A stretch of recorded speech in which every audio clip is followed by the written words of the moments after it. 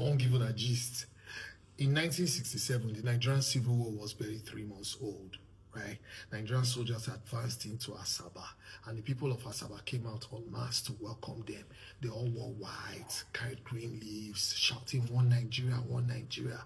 But you see, days prior, the Biafran army led by Joseph Achuzia had blown up the Onisha Bridge, which meant the Nigerian soldiers not go fit easily advance into Onisha. This pissed off the soldiers in Asaba, and without authorization from the federal government in Lagos, they separated the men and the boys from the women. These people who are dressed up in white to receive them and welcome them, shouting, "One Nigeria," and they slaughtered all of them. One of the people killed in that exercise was the late Sidney Asiodu, who had represented Nigeria in the 1964 Tokyo Olympics. Alas, Sidney could not run for his life. He died there. This battalion of soldiers were led by Colonel Murtala Mohammed.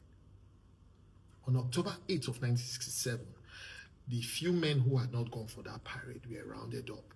They dug mass graves and put all these bodies that had been executed the previous day, about 700 of them. And they made these young men to start to cover the graves with sand. One of the men in his account says as he was covering, he saw his brother, and the brother said, "Are you going to bury me alive?"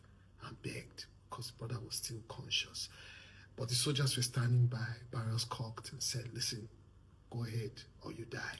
With tears in his eyes, he proceeded and buried his brother alive with the other dead bodies there. This is a sad history in Nigeria, but don't take my word for it.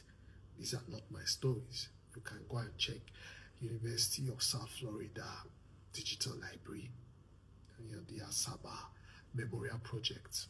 Type it, or you travel, go there, you see for yourself, or you can read Blood on the Niger by Ima Okocha. Everything I said is there. It's 58 years ago this happened. Today, I just say, make I share some history with you now. Peace.